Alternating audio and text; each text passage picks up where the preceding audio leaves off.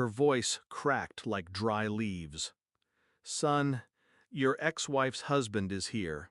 He forced me to sign something, said I'm going to a home." Silence. Then a soft, trembling whisper. "He laughed, said, 'Your son is useless. He's not coming for you.'" I didn't speak, just stood there in my kitchen, holding the phone like it had turned to bone. Everything inside me slowed. "Go to the basement," I said quietly. "Lock the door." I opened the drawer under the sink, pulled out the revolver, my father's. He used to polish it every Sunday after church, even when there was no threat in sight. I never understood why. Now I do. I stepped into the car and drove, lights off, mind blank. He had already made one mistake. He spoke my name.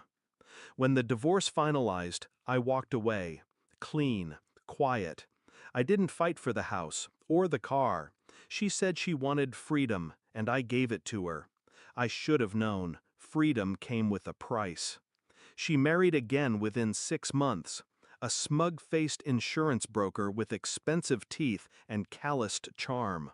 I remember him at the mediation, standing behind her like a well-dressed shadow. Didn't speak, just smirked. My mother never liked him, but she never told me why. I visited less, not because I didn't care, but because every time I came over, he had been there. His scent lingered in the curtains, his cologne, too sharp for someone with no conscience. One time I found a Rolex in her sink. She didn't wear watches. "Your ex dropped by," she said flatly. I stared at the stainless steel, at the glinting face submerged under water. A gift? From him? To her? No, it didn't make sense, until it did. I started watching. Not obsessively, not yet, just tracking movement. They were visiting her too often, always unannounced, never together. She looked tired, drained. I checked her account statements. She gave me access once, long ago, never changed the password. Strange withdrawals, monthly, cash, same day, same time. I asked once, gently. She smiled too quickly and said, "Just groceries." But her fridge was always half empty. So I waited. Then I requested a background report on him, just in case. His name brought up 2 bankruptcies, 3 legal name changes, and 1 sealed harassment claim. Buried, hidden under layers of paperwork and relocation. The man was a chameleon. Each move more deliberate than the last, each alias more polished. And yet, she married him. I kept digging, found a power of attorney document, signed, my mother's name, his handwriting, backdated. The date? 3 weeks before she ever told me he came to visit. The documents arrived on a Thursday, couriered, confidential. I opened the envelope on my lap in the car. Inside, a transfer of property, her house, signed over to him. A forged letter requesting her admission to a state-run facility. He wrote it, claimed dementia, said she wandered, that she burned food, that I was estranged and unfit. I folded the paper slowly, drove to the facility listed, spoke to the director. They had no file on her, no scheduled intake. I asked to speak to the intake coordinator.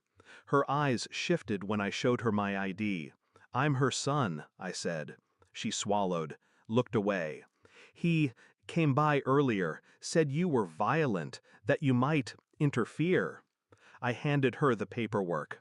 She didn't speak again. I arrived at the house just past midnight.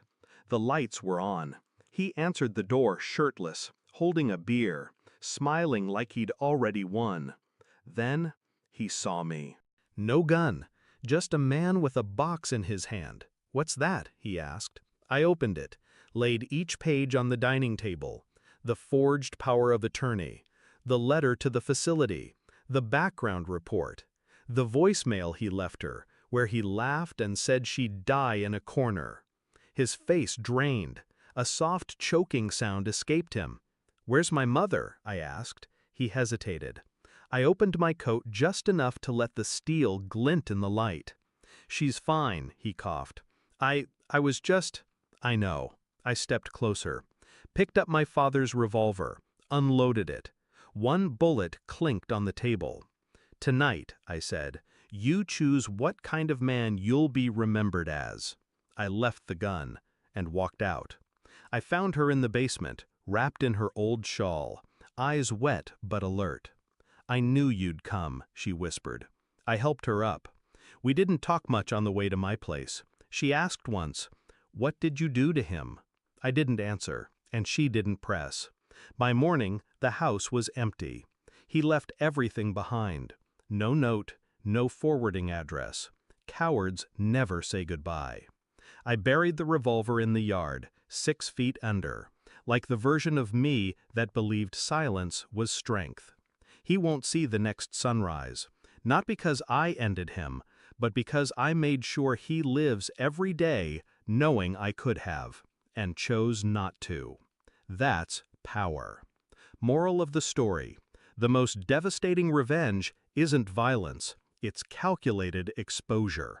When you dismantle a liar's illusion with truth, you don't just defeat them, you leave them to rot in the ruin they built for themselves. Real power isn't in pulling the trigger.